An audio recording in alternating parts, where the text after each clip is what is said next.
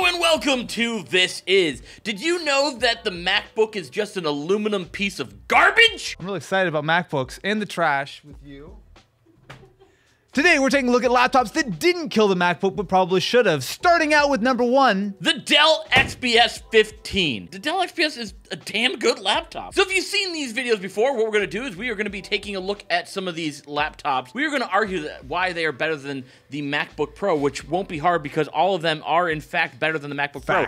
The only catch is that we don't know what we're arguing ahead of time. I'll be honest, I was like kind of expecting this to be trash. Look, it's an actual real laptop. Yeah, it's like really good. It's got like 11th gen Intel processor. It's got super thin bezels. It's got a 3050 in it. There's nothing ironic. This is like a really good laptop. I think it's bad, actually. My argument is that MacBooks are good and the XPS is bad. My argument is for the truly greatest laptop that we've ever seen, the Chuwi Aerobook Pro. Now, wait. Did I get the good one and Austin gets the bad one? For $500, this device brings some of the most impressive design you've ever seen. Now, did they have to Photoshop some of the photos to make it look a little bit better? Yeah, but of course, whoever posts like a regular photo to Instagram, what's to stop Chuwi from doing the same thing? This is so pro, it has pro in the name, a key component of any device, which is for professionals. On top of that, it has some similar MacBook build quality, I would argue probably better, and it has one of the most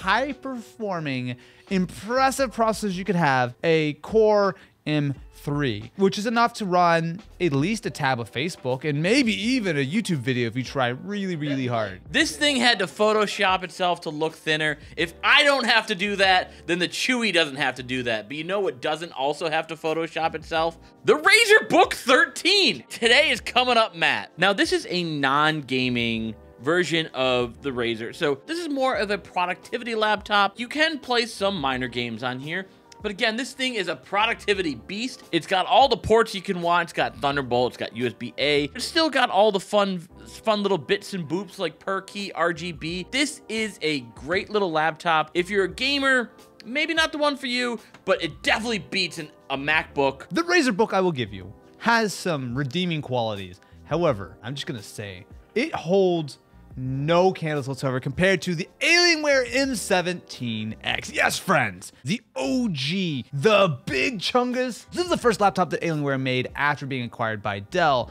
It was all about trying to show everyone that you were a real gamer. Now, this is, mind you, 2009, before RGB was all the rage, right? Alienware. No, you just had G. This behemoth had not one, but 2 GeForce 9800s in it. SLI, baby. Did this one need 2 power adapters as well? That were roughly the same weight as any of the laptops I've looked at so far. No, but Matt, what you're missing the point of is that this is cool and your shit sucks. Laptops these days are thin and all about their aesthetic, and who cares? I don't want a forklift to have to carry around my laptop. Well, you need a forklift for other things, Matt. You know what is like better? Your ego.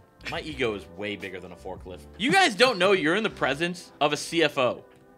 A certified forklift operator. Show me the next one. Oh, okay. Where's that forklift? Beep, beep, beep. My hubris flew a little too close to the sun and I got shot in the face for $4,999. It had an overclockable desktop GTX 980, an overclockable i7 processor, but the way cool thing was a detachable dock that liquid cooled all of this. I actually remember this. It would actually work without the dock, but when you plug the dock in, it would literally just liquid cool everything and help you to run at sort of the proper specs, because it's easy to forget, like these days, you hear a lot of like desktop class this and that, but this is actually true desktop class gear in a laptop, and it was about the size of a desktop. How could you say this is better than a MacBook, Matt? It weighed a mere 8 pounds.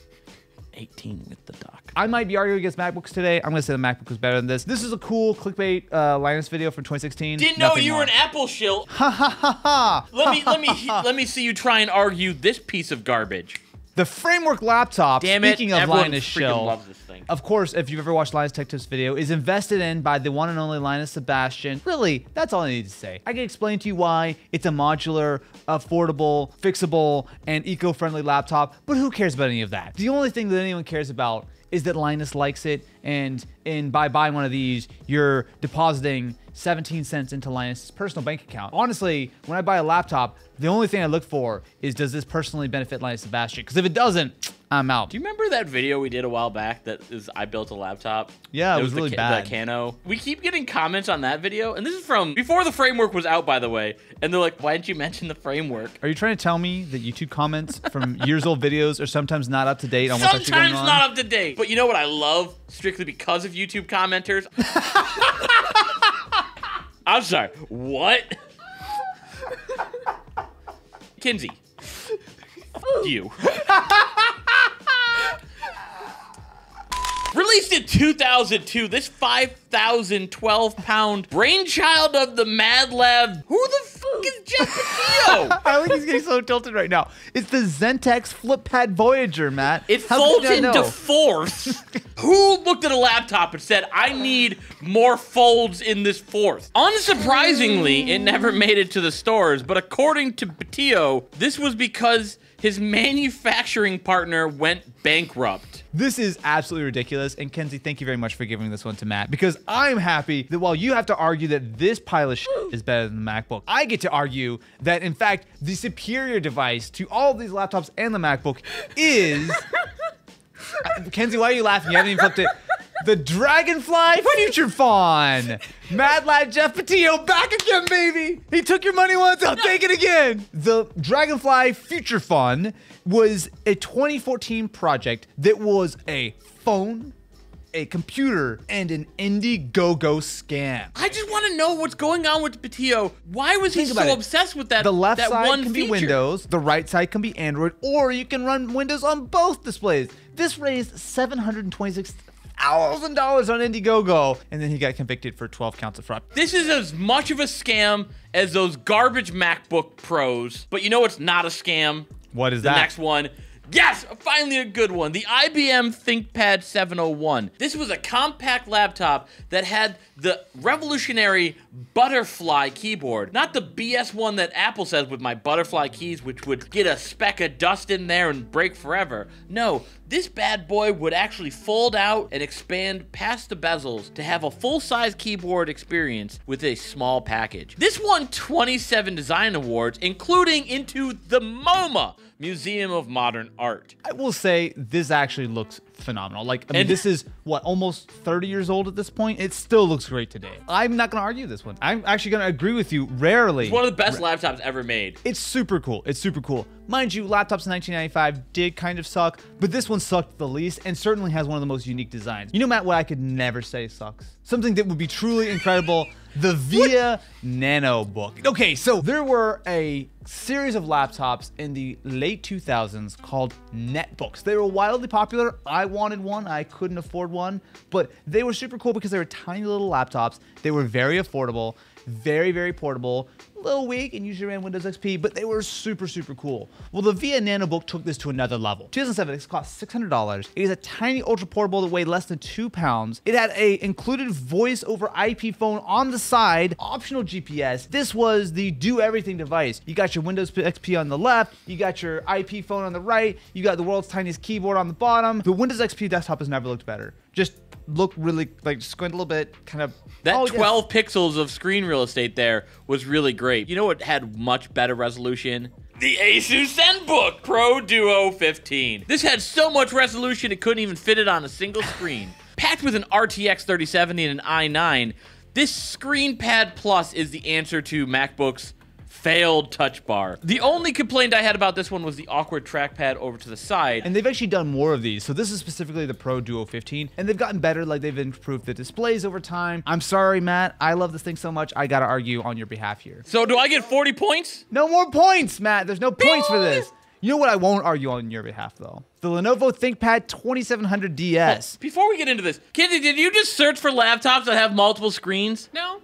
Did you just find a BuzzFeed article of laptops that have multiple screens? No, they're just cool. There you go. They're just cool, like the ThinkPad. So this is from a 2009 vintage, a particularly fine vintage, I might add, since that's when I started making videos. This is a $3,000 laptop that would go up to about $5 grand when you spec'd it out. Expensive, right? However, when you spend that kind of money, you expect a high quality performance. And that's what you got here because the DS stood for dual screens. Is that what DS stood for? I'm just putting 2 and 2 together to equal 6 on that one. This did actually have a cool feature which had a Pantone color calibration sensor. Much like some of the later ThinkPads, you gotta make sure that your color accurate drawing on your ThinkPad DS is high quality. You know what would have topped that? If it had the fold-out butterfly keyboard.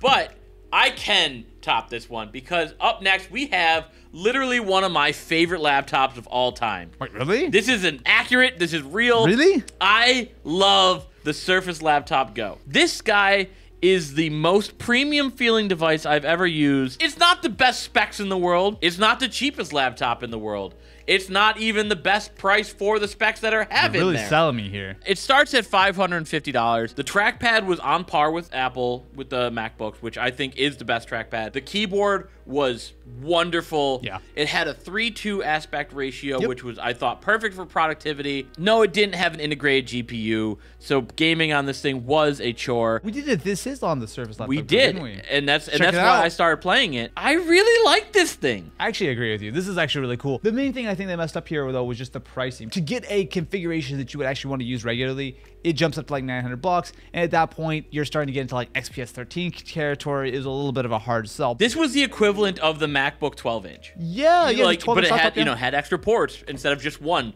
like the garbage MacBook 12-inch. Well, you know what's better than both the Surface Laptop Go and the garbage MacBook be the 12-inch? The Lenovo ThinkPad X1 Fold. Guess what you don't need in a laptop? A keyboard. What's up? Because this, my friends, is a Windows-powered folding laptop, tablet. It folds in half. I think we just call those 2-in-1s. Nope. It also has a beautiful OLED display, which is why it's foldable, right? So this is basically a giant Galaxy Z Flip that you can just fold open. The Fold, I think, even today, even though it's been a couple years, still looks super cool. And I know for a fact that other companies are working on similar form factors and similar devices that I may or may not be checking out shortly. And it comes with a stylus that you immediately scratched your screen with because it has to be soft. I didn't do that. But you know what doesn't have a soft screen? The Toshiba AC100. So this was in 2010. It ran Android 2.1. A particularly excellent version of Android. Yeah, this is like a precursor to Chromebooks.